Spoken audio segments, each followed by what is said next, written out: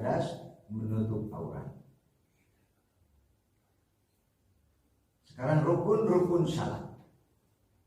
Rukun-rukun salat menghadap kiblat, memulai dengan takbiratul ihram, qiyam, ruku, sujud, duduk antara dua sujud, duduk tasyahud, mengakhiri dengan salam.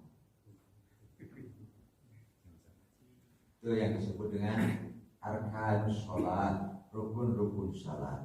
Maknanya terlewat semua ini atau salah satu dari ini, rakaatnya tidak sah. Itu kenapa disebut rukun. Apa bedanya syarat dengan rukun? Jadi Bapak Ibu, yang namanya wajib itu ada 3 macam. Ada wajib biasa, disebut al-wajibah al-amah. Jadi sebutnya wajib umum. Yang kedua, wajib yang menjadi syarat. Yang ketiga, wajib yang menjadi rukun. Jadi wajib itu ada 3. Apa yang disebut dengan al-wajib al-amah? Wajib umum artinya dia berdosa, pekerjaannya sah, tapi karena ada yang tidak terpenuhi, tidak dilaksanakan, dia berdosa.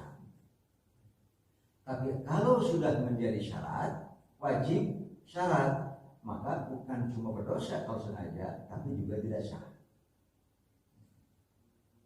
Yang kedua adalah rukun sama. Bila sengaja ditinggalkan, selain tidak sah, berdosa.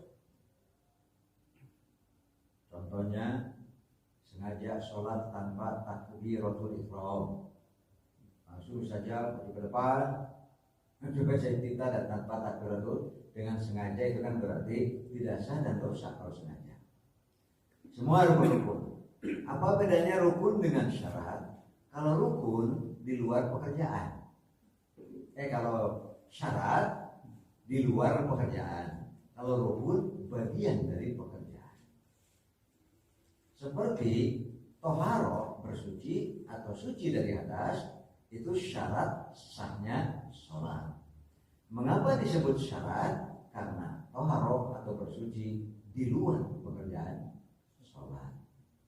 Tapi bila ditinggalkan, tidak salah sholatnya. Kalau rukun, bagian dari pekerjaan.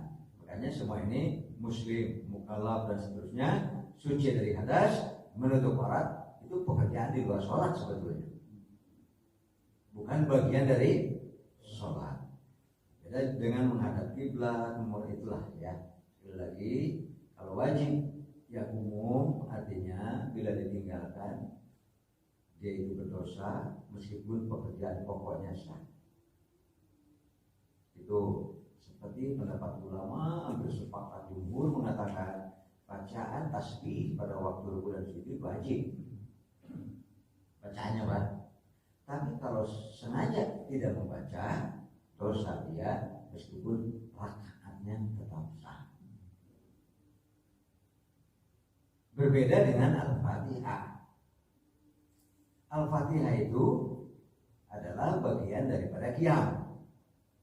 Sehingga nanti kita dapati la sholata liman lam yaqra bi Fatihatil kitab.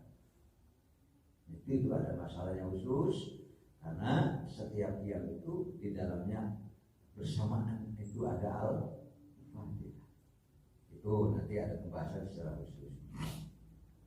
Itu membedakan ada wajib dibagi 3, wajib umum ditinggalkan dengan sengaja berdosa tapi tidak sampai menyebabkan pekerjaan jadi tidak sah. Pekerjaan sah tapi dosa, seperti bacaan tasbih pada waktu bulan sujud itu. Ada wajib yang menjadi syarat.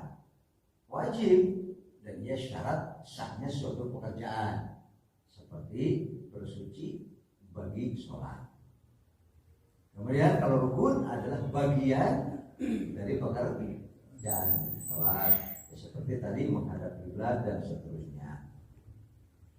Mukallaf, syarat-syarat salat dilakukan oleh mukallaf. Maknanya seseorang ini atas adalah atasnya. Oh, kita selintas saja. Kita membagi Sekarang bab 4 ya. Bab 4. Kronologi diwajibkan salat. Sejarah diwajibkan salat. Pada satu malam saat Rasulullah SAW sedang tertidur pulas, tiba-tiba langit-langit rumah beliau terbuka dan masuklah malaikat Jibril dengan membawa sebuah wadah garis miring bokor emas yang penuh dengan iman dan hikmah. Di dalam sebuah hadis dikatakan, saya kutip terjemahannya saja karena panjang. Jadi hadis versi tentang Rasulullah persiapan untuk Mi'raj ini ada beberapa versi sebetulnya.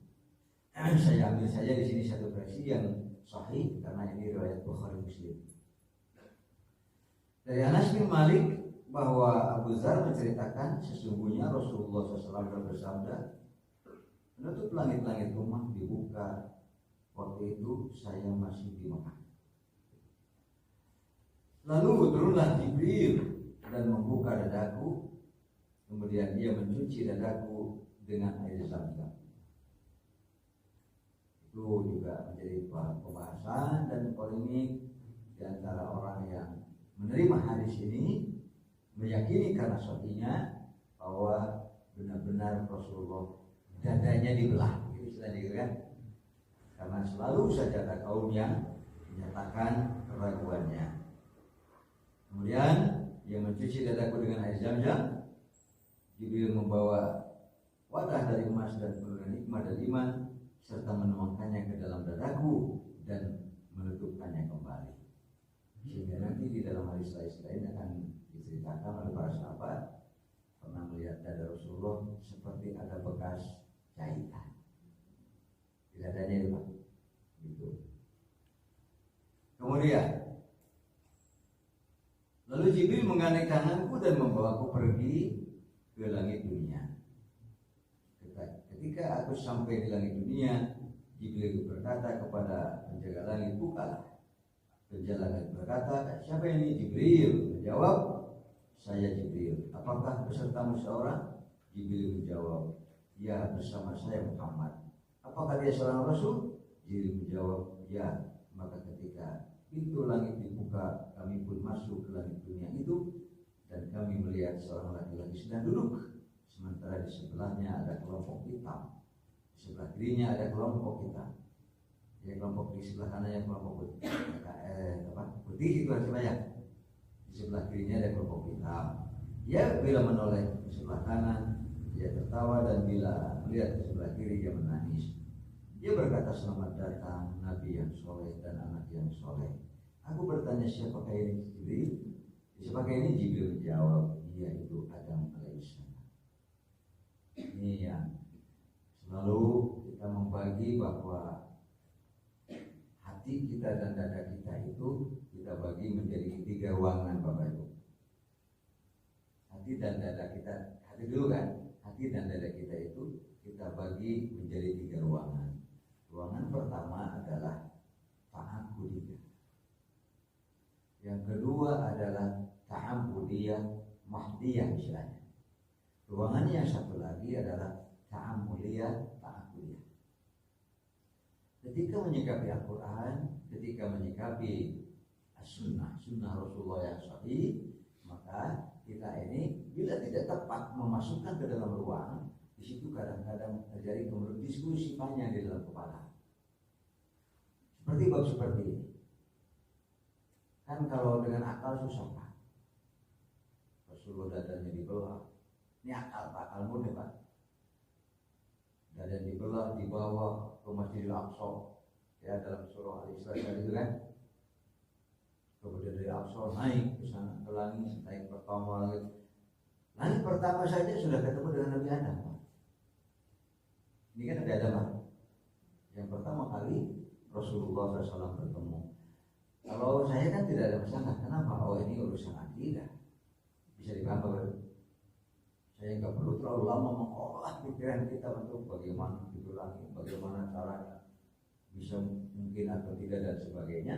Maka kita masukkan saja dengan nyaman ke dalam satu ruang yang memang tempatnya disebutnya ta'abbudiyah. Ta'abbudiyah ini adalah urusan masuk saja, dan ini menjadi proses awal diwajibkannya sholat. Dan seterusnya ya Pak ya, karena ini hadis yang panjang. Kemudian saya singkat lagi di bawahnya. Kalau tadi dari Ibnu Mas'ud disampaikan, sekarang dari Ibnu Abbas, dari Abu Hurairah Al-Ansari mengatakan Nabi SAW kemudian aku dibawa naik sampai aku melihat mustawa, ya, ada cerita suara. Kemudian Ibnu Hasyim dan Nasir berkata, maka Allah Subhanahu wa taala mewajibkan atas umatku 50 kali salat. Maka aku pulang dengan bawa kita itu sampai aku melihat Musa. Dia berkata, apakah yang telah Allah wajibkan atas umatku? Aku menjawab 50 kali salat. Dan seterusnya Musa meyakini inna ummataka la tutiqu dzalik. Lagi minta pemenangan kepada Allah karena umatmu tidak akan mampu. Secara logika kita, coba kalau 50 kali salat dalam sehari semalam Pak, jika nama terkawal beridan, sunat, bubar, ada dari gitu kan? Sunat, sholat beridan, sholat sunat, ada dari. Berarti kalau 50 kali dan terus yang malam berarti kan dibagi setengah jam sekali ada Pak. Jika nama mual bukti kemana-mana. Ini ya, itu adalah proses awal ketika Rasulullah yang kita mengenalnya dengan istilah Isra dan Mi'raj. Isra dari kata-kata, ya silakan surat Al-Isra ayat surah 17. Di surah 17 di ayat pembukaan. A'udzubillahi minasyaitonir rajim. Bismillahirrahmanirrahim. Subhanalladzi asra yusri, membawa, mengajak jalan-jalan malam hari. Asalnya berbeda. Karena sarayasri itu perjalanan tapi pada malam hari. Berbeda dengan safar kan itu umum, siang malam safar. Tapi kalau memang kita ingin menyampaikan bahwa kita jalan-jalan melakukan perjalanannya malam, berarti gunakanlah kata sarayasri. Saro itu saya pergi malam hari. Gitu. Sehingga terkenal dengan Isra. Mi'raj, asal Mi'raj itu alat. Jadi dari bumi ke langit, dari langit ke bumi itu ada Mi'raj. Tidak bisa pergi ke langit yang dimaksud kecuali harus lalui Mi'rajnya. Jadi jalurnya khusus Pak. Tidak bisa di mana lain. Disitulah setiap saat turun naiknya para malaikat. Mi'raj. Ya.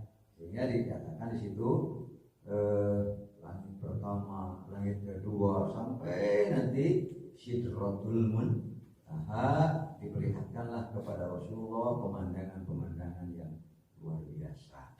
Disitulah yang disebut tempat berkumpulnya al-malaikatul muqarrabun, para malaikat yang didekatkan. Sebutkan bahasa Sunda mah para malaikat udara reus, kan gitu kan? Para malaikat-malaikat yang dekat kepada Allah Subhanahu wa taala. Itu proses sehingga disebut Isra Mi'raj. Nanti kalau Bapak Ibu mendapatkan riwayat bahwa Rasulullah sebelum naik, sebelum Mi'raj itu sholat dulu. Padahal kan kewajiban sholat belum. Praktek-praktek sholat seperti nanti malaikat Jibril turun memberitahu bagaimana praktek sholat pada waktu-waktunya, sehingga turun waktu zuhur, gitu kan, mengimami Nabi Muhammad berdua saja sholat. Lalu nanti pergi turun lagi waktu akhir zuhur, dilanjutkan dengan sholat asar, gitu kan. Sampai disitulah yang disebut dengan 5 waktu. Langsung gitu turun mengimami Muhammad, mempraktekkan sholat zuhur seperti apa sampai selesai 5 kali sholat dalam sehari semalam itu langsung dipraktekkan oleh malaikat Jibril kepada Nabi Muhammad. Makanya dari situlah Rasulullah mempraktekkan sholat itu seperti praktek sholatnya malaikat Jibril. Jadi sedapat-dapatnya kita berusaha, kata Rasulullah, shollu kama ra'aitumuni usolli. Sholatlah dengan cara yang kalian lihat aku sholat seperti apa, yang tertuang dalam hadis-hadis sahih. Dan cara itu supaya kita ketahui adalah cara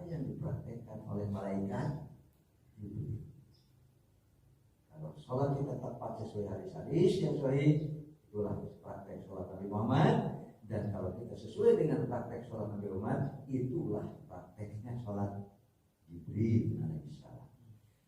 Umatmu tidak akan mampu. Halaman 15. Setelah Rasulullah SAW berkali-kali dan beberapa balikan bertemu dengan Nabi Musa, menerima kewajiban saat dalam sehari semalam 50 kali Nabi Musa yang mengingatkan Nabi Muhammad SAW bahwa untuk umat Nabi Muhammad tidak kemampuan melaksanakan 50 kali, ya bukan 50 rakaat Pak, 50 kali salat dalam sehari semalam itu. Maka Nabi Muhammad SAW kembali kepada Allah Subhanahu Wa Taala untuk memohon pengurangan, lalu dikabulkan dengan diturunkan menjadi setengahnya, hasilnya itu kan, setengahnya syatrohu, ya sampai akhirnya menjadi 5 kali, tinggalan 5 kali sehari semalam, maghrib, isya, subuh, zuhur, dan asar.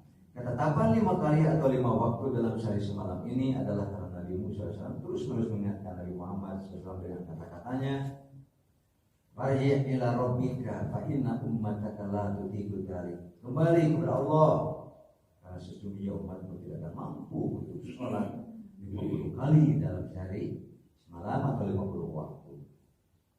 Kalam terakhir dari Allah Subhanahu Wa Taala 5 kali atau 5 waktu, dan benar-benar tidak dapat ditawar lagi. Dengan itu pun Rasulullah sudah merasa sangat malu kepada Allah Subhanahu Wa Taala untuk kembali menawar. Tinggal 5 jadi 2,5, cuma gitu, gitu kan?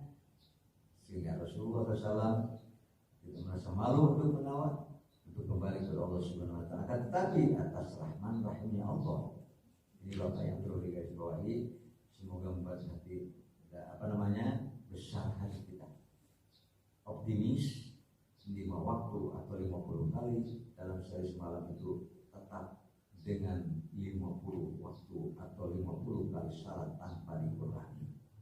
Istilahnya Bapak Ibu 5 kali, tapi minimal hakikatnya pahalanya sampai dengan 50 kali salat sehari semalam.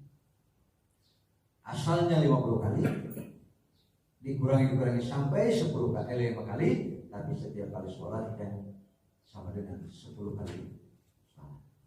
Maka Allah yang berfirman, khamsun wa hiya khamsun. Memang sudah tinggal 5, tapi nilai dan bobotnya tetap sama dengan 50 kali salat. Sampai di situ dulu Bapak Ibu. Jadi ada beberapa poin. Yang pertama tentang hadis-hadis Isra, yang kedua tentang Mi'raj. Dalam Mi'raj bertemu dengan para nabi, ya Pak ya. Itu dikatakan para nabi, gelapnya bertemu dengan Nabi Musa, Nabi Ibrahim, Nabi Adam, Nabi Idris, dan beberapa nabi disebut lagi. Kemudian pulang Rasulullah dengan kewajiban sehari semalam 5 waktu.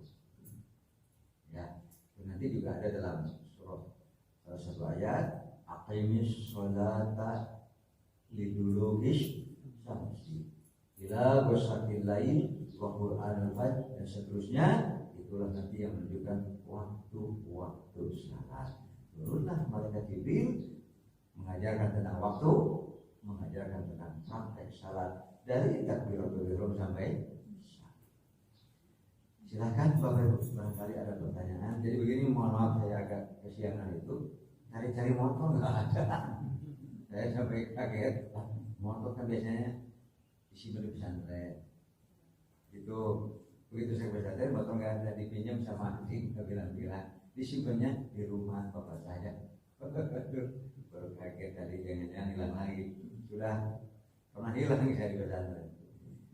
Maka Bapak Ibu, kalau ada pertanyaan dulu. Mengapa?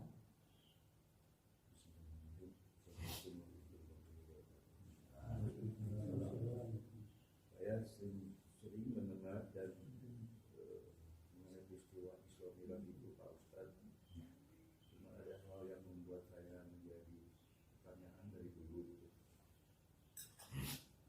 Tapi ini kesimpulan saya gitu ya, dari silakan. tersebut adalah Allah Maha tahu apa kemampuan umatnya gitu ya.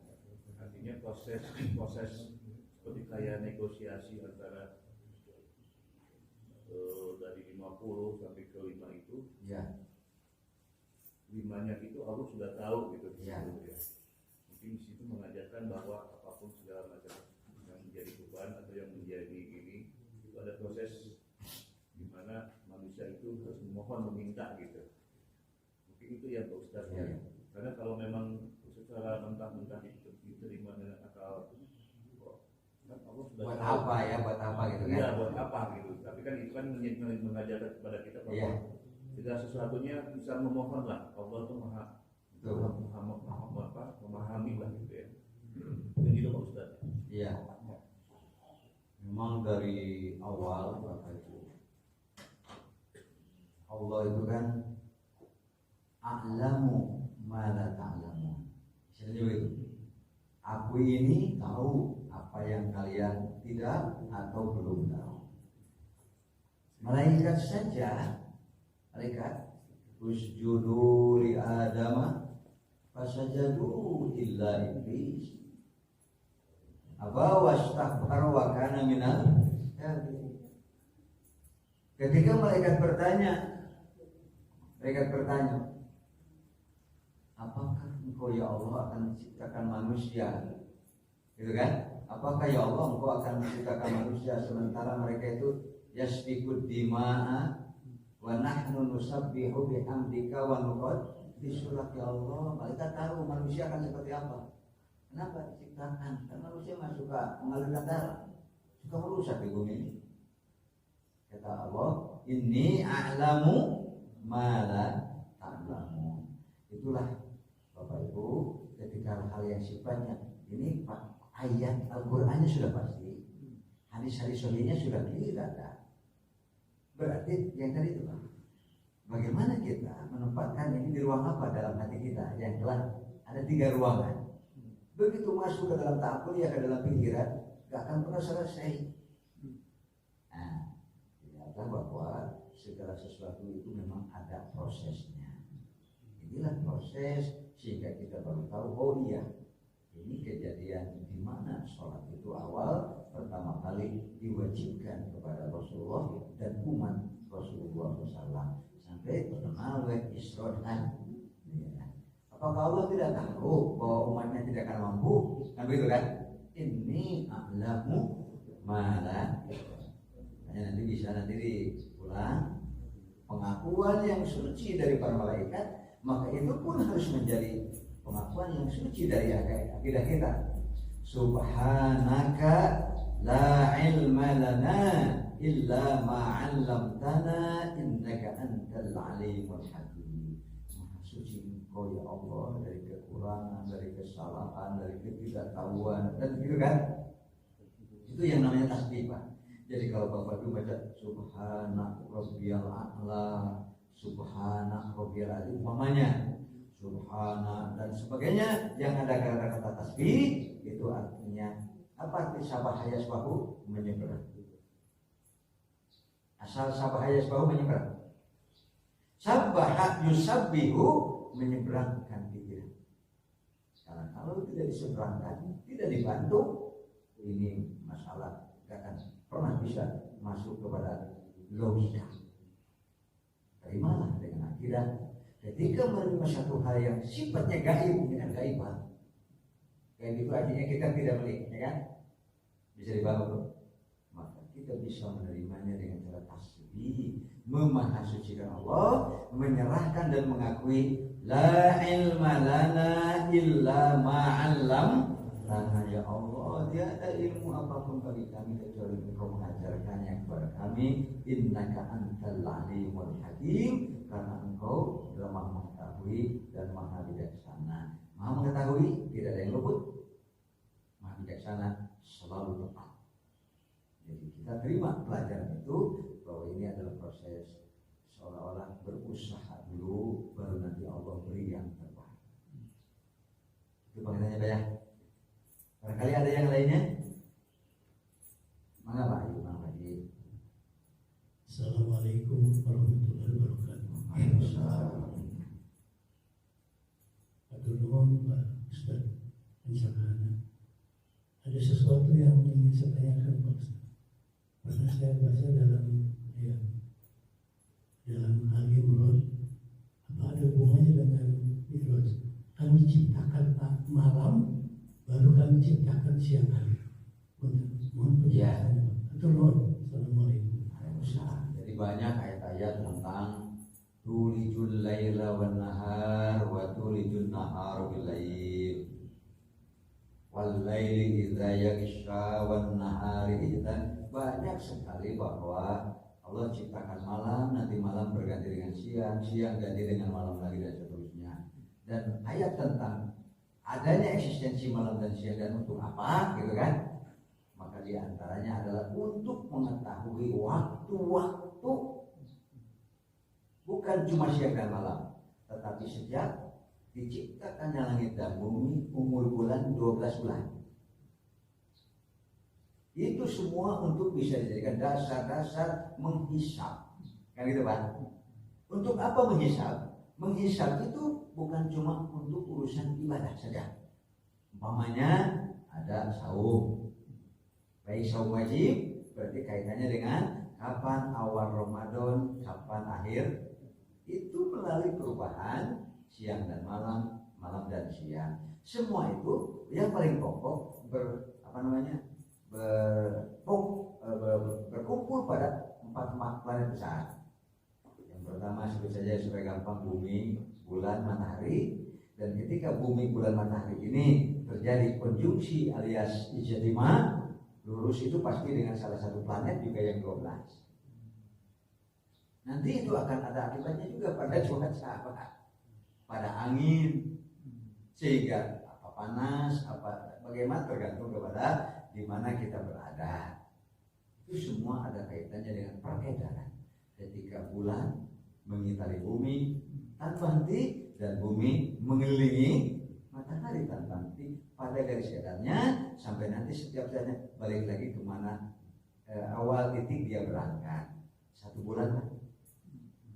Ketika dia kembali ke titik di mana dia berangkat, sehingga menghasilkan nanti hilal, apakah ada tidak ada seterusnya. Jadi Pak, jadi siang dan malam ini bukan cuma dengan sholat, tetapi juga dengan saum, dengan haji, ya kan? Dan lain sebagainya digunakan oleh para ahli ilmu untuk kemanfaatan yang sifatnya muamalah, yang sering kita menyebutnya astronomi. Jadi siang malam ini adalah hanya salah satu bagian. Jadi Pak ya, ayat misalnya saya ibu ya, mana? Dari harus astronomi. Assalamualaikum warahmatullahi wabarakatuh. Saya bahwa Isra Mi'raj adalah termasuk rukun iman yang harus kita percaya Pak ya, tentunya yang apa sampaikan Bapak itu. Kemudian yang ingin saya tanyakan Pak, rukun iman berarti kita harus yakin bahwa kejadian Isra Mi'raj itu memang ya seperti yang diberikan Al-Quran itu kita betul-betul perlu iman. Nah, perlu iman. Ya. Jadi kalau bab Isra Mi'raj tanpa kata-kata rukun Pak. Beda antara iman dengan rukun iman. Nah, iya. Kalau rukun iman kan sudah terbatas, iman kepada Allah, iman kepada hari akhir, iman kepada malaikat rasulnya, iman malaikat, sampai nanti iman dengan foto dan itu baru pakai kata-kata rukun. Kalau meyakini kita iman Pak, bahwa terjadi Isra Mi'raj, tapi bukan rukun. Nanti kalau disebut rukun iman apa? Rukun iman berkurang jadi masalah, rukun iman ditambah pun jadi itulah yang disebut rukun. Jadi kalau peristiwa Isra Mi'raj kita mengimaninya. Kemudian waktu beliau baginda Rasulullah Isra Mi'raj itu baik dengan fisik atau roh kita? Iya. Terima kasih. Iya. Sederhana Pak. Yang sebelum berangkat dipersiapkan dengan dibelah dadanya. Berarti kan sama pertanyaannya. Itu yang dibelahnya itu dada fisik atau dada ruh? Gitu kan? Rasulullah hidup atau tidak saat itu? Berarti yang namanya manusia hidup lengkap. Ada ruh, ada jasad. Bisa dibawa itu. Maka ketika Rasulullah dibawa Mi'raj, berarti itu adalah Nabi Muhammad itu sebagai seseorang yang masih hidup. Karena ketika kalau ruh sudah dipisah dari raga, aman namanya. Berarti Rasulullah waktu berangkat itu adalah utuh sebagai manusia yang hidup, dan yang namanya hidup adalah jasa dan itu ya Bapak ya. Karena beliau berangkat bukan sebagai orang yang mati, tetapi beliau berangkat sebagai manusia yang hidup. Itulah mengapa iman ketika bayang kita pakai helm itu, pakai kacamata kita, perduliannya sedangkan kecepatannya kan nggak tahu kecepatannya beribu kali kecepatan cahaya kali ya. Kenapa? Karena pagi-pagi para sahabat sudah melihat Nabi. Itu yang dijadikan bahan oleh kaum kafirin, musyrikin Quraisy. Muhammad penyihir, Muhammad apa namanya kalau kita tuh halusinasi, Muhammad gila dan sebagainya Pak. Tapi begitu diceritakan ke Abu Bakar, mengapa Siddiq? Di situ beliau mendapat gelar Siddiq Pak. Pada saat sengaja datang kaum Quraisy, itu Abu Bakar tidak terima. Karena Nabi Muhammad tidak sungkan-sungkan untuk menceritakan saya baru pulang dari langit. Bapak ingat Pak? Kalau Bapak Ibu ada tetangga bilang begitu, kira-kira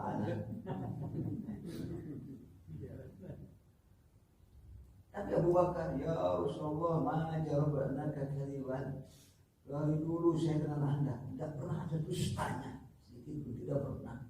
Maka aku iman bahwa kau benar baru pulang. Justru ketika kaum Quraisy sengaja Pak, rombongan ini datang ke sana kemari untuk memberitakan Muhammad makin gila.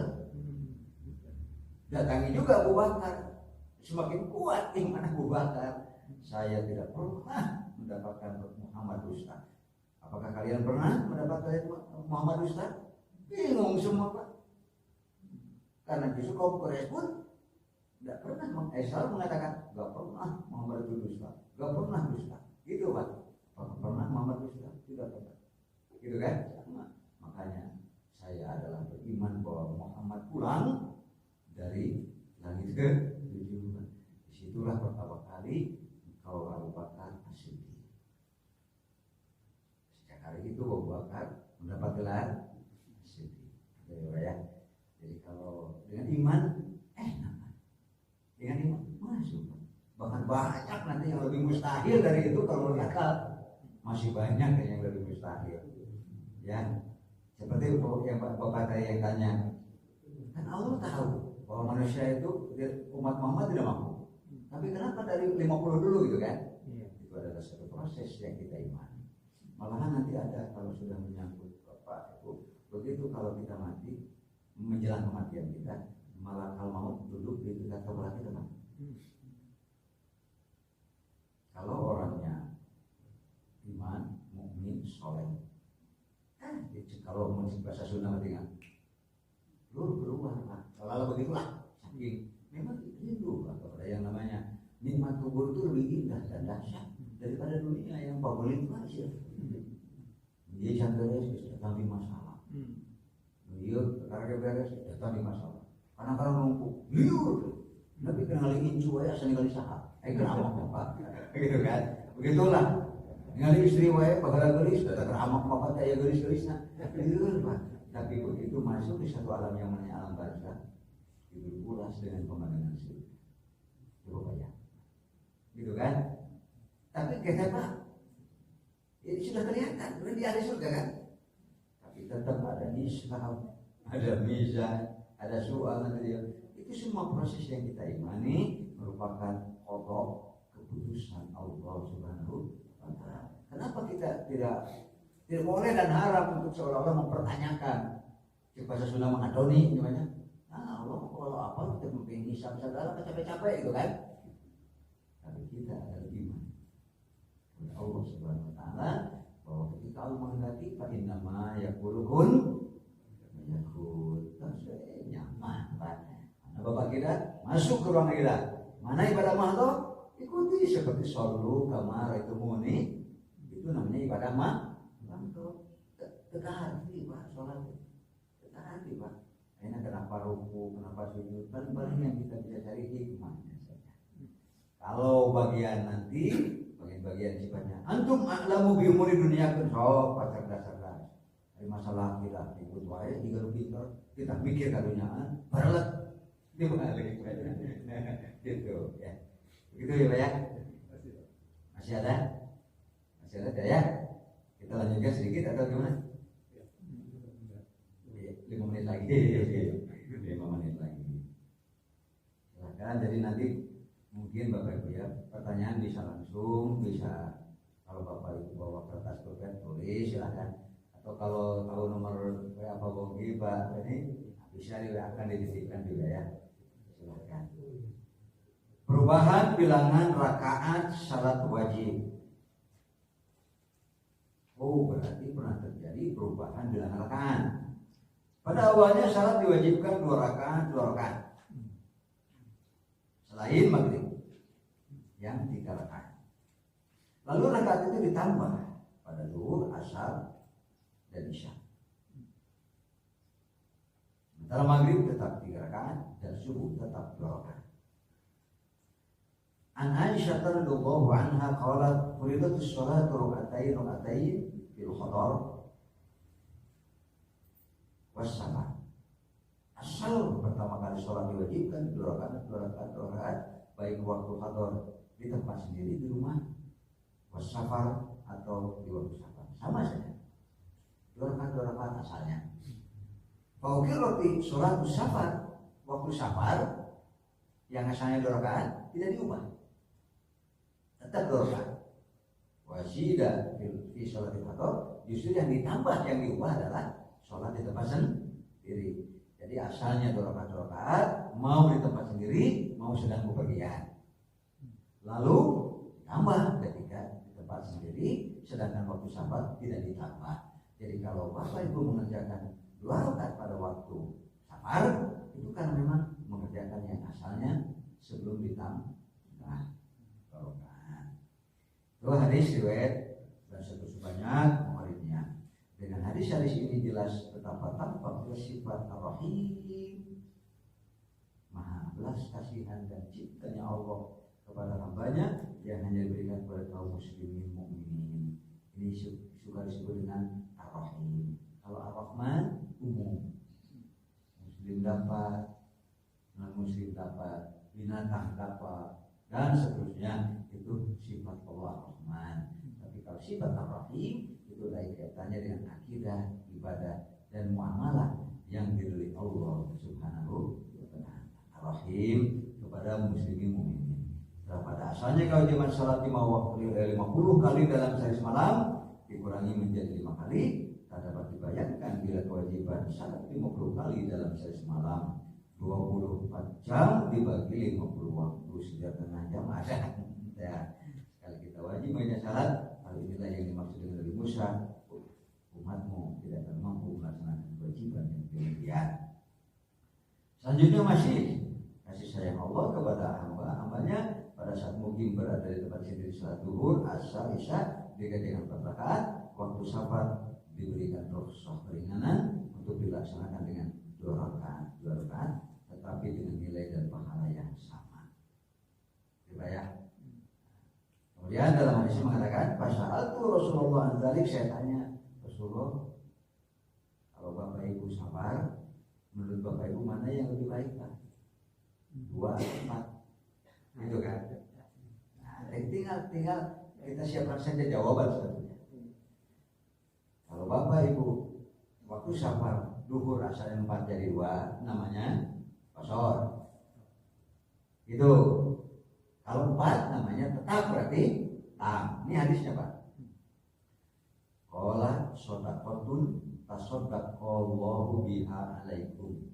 Ketika waktu safar asal 4 jadi 2, Allah sedang bersedekah. Mau diterima tidak? Itu yang harus dijawab. Jadi 2 rakaat sah kita mengambil yang qasar, 4 rakaat sah tetap kita mengerjakan yang tam. Dua-duanya ada, tetap berlaku. Cuma kalau kita mengambil yang 2 rakaat qasar, ini jawabannya. Saya sedang menerima sedekah dari Allah. Kalau Bapak Ibu masih tetap 4, saya sedang tidak menerima sedekah. Nah, ya ditolak kayak gitu. Kata Nabi, "Faqbalu shadaqatahu," sebaiknya kamu kalau Allah sedang bersedekah terima. Jadi saya berkeyakinan kosor meskipun dua, tapi dari keutamaan lebih besar daripada empat. Dari keutamaan, bukan dari keutamaan. Kenapa? Jawabannya gampang. Kenapa Anda kosor? Saya sedang butuh sedekah Allah. Ya kan? Kenapa Anda tidak kosor? Kalau saya lebih beryogi. Berarti kan jawabnya? Berarti, tapi kalau saya lebih beryogi, sedekah di Allah. Kata ketuaan. Mendingan, oh aman, dia tua. Karena Rasul mengatakan, Fakbalu, sodakotahu. Terima, mumpung Allah sedang Silahkan ada pertanyaan terakhir. Yang mengapa? Menarik. Jadi apa namanya yang dimaksud dengan safar di sini? Apakah jaraknya atau lamanya? Itu saja. Ya. Sebetulnya harus tambah satu lagi. Apakah yang namanya safar menjadi ukuran safar itu jaraknya, lamanya, sama satu lagi Pak, repot tidaknya? Oh. Kan gitu ya sebenarnya. Nanti kalau yang Bapak saya jawab, nanti akhirnya, tapi kan saya tidak repot karena naik pesawat gitu. Selalu begitu. Pertanyaannya, yang pertama, kalau dari aspek sabda Rasul disampaikan oleh Ali bin Abi Thalib, kunna idza safarna thalathata amyal, bila kami pergi sudah mencapai 3 mil, kosorna, kami sudah mulai safar. Tinggal dilihat mil berapa. Mil itu lebih kurang sekitar 1.600 gitu meter kan? 1.600 sekian meter. Walhasil lamun dibulutkeun kali 3 berarti rata-rata 5.000 meter. 5.000 meter berapa kilometer? Sudah satu itu dari asal jarak terdekat yang disabdakan. Kalau dicari-cari hadis, ternyata yang Rasul praktek di Dzulhuleifah waktu beliau mau berangkat haji. Kalau tadi sabdanya tidak mengenal apakah mau perang, apa mau haji, apa mau jalan-jalan, apa mau menengok yang sakit dan sebagainya. Karena kata-katanya kunna ila safarna, bila kami bepergian lalu mencapai 3 mil sudah mulai kosong. Namun di Al-Karomah kemana Pak? 5 kilo. Muka pulau ke pulau alun-alun aja. Ada alun-alun 5 kilo? Ada. Makanya kalau naik mobil, burung kena tinggal speedometer mari maju lah. Itu ya, yang paling sederhana kan? Lebih paling sederhana. Itu jarak sabda. Yang kedua, nanti ada pertanyaan. Itu kan berarti jaraknya udah Pak ya? Apakah harus selalu repot? Kami kan terlalu senang untuk kosor. Bisa dipaham? Tapi firman Allah dalam surah An-Nisa 101 saja, wa idza darabtum fil ardi falaysa 'alaikum junahun an taksuru min shalah. Di situnya darabtum fil ardi jalan-jalan kan, meninggalkan rumah untuk menuju tempat yang lain. Itu sudah termasuk safar tanpa menyebut Quran juga, kecuali kalau awalnya itu baru ada kosor kalau takut akan diganggu musuh, berarti musuh perang. Umar bertanya, Rasulullah kenapa masih bisa kosor padahal kan sudah bukan perang, sudah aman? Apa aminan nas? Ini jawabannya Pak, ini sedekah dari Allah, terserah mau terima atau tidak. Dari Allah terserah, dari Allah bagus. Ayo kan ini jadi pertanyaan. Bisa dipaham? Ketika menerima sedekah dari Allah, asalnya baru ada kosor itu kalau musim perang takut musuh. Akut aminan nas, Rasul kan sekarang sudah aman. Sekarang bentuknya sudah bukan itu lagi, sekarang ini sudah sedekah. Terima Allah ketika minimal jaraknya 5 sekarang masyakoh, berat atau tidaknya perjalanan. Ketika Rasulullah rombongan, Rasulullah naik kuda. Para sahabat banyak yang naik kuda, para sahabat yang banyak yang berjalan kaki. Siapa yang kosor dari mereka? Semuanya. Capek mana anak kuda yang menumpang? Bisa dipaham Bapak Ibu? Jadi berarti capek dan tidak capek bukan menjadi ukuran kosong dan tidak kosong. Sekali lagi, illatul qasri shalah bas as-salat. Istilahnya begitu Pak, kalau bahasa Arab mah. Kenapa ada kosong? Tidak ada lain kecuali sabar. Tanpa sabar, jangan bicara masalah apa. Jadi Jadi kan misalnya ya di zaman sekarang misalnya kita pergi ke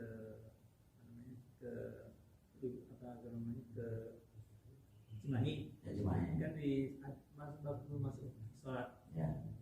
Bapak sudah di Cimahi. Ya, Bapak KTP di sini KTP. Ya. Cimahi, ada sampai waktu sholat sana. Nah itu bagaimana Pak? Iya. Kalau di Jakarta Pasar kan Sudah 5 kilo belum? sudah lebih. Iya udah. Kan maksud saya gini Pak, kan Iya. orang panggilan ini di masjid, Ya. kan azan. Kita ikut sholat di situ.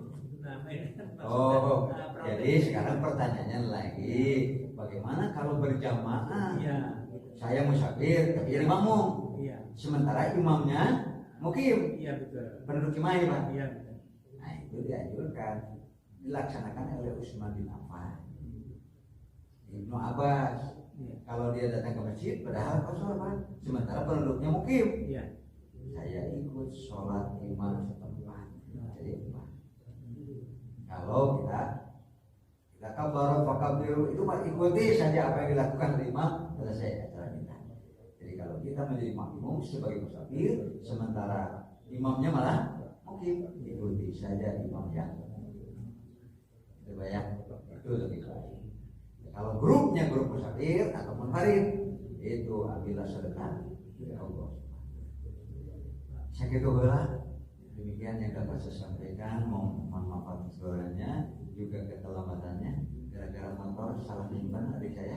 Saya cari-cari dulu sampai luas. Semua orang saya marahi. Oh, ningali motor itu kurang kemana gitu. Ternyata di dalam rumah adik saya. Mohon maaf. Aku lupa lihat. Wassalamualaikum warahmatullahi wabarakatuh.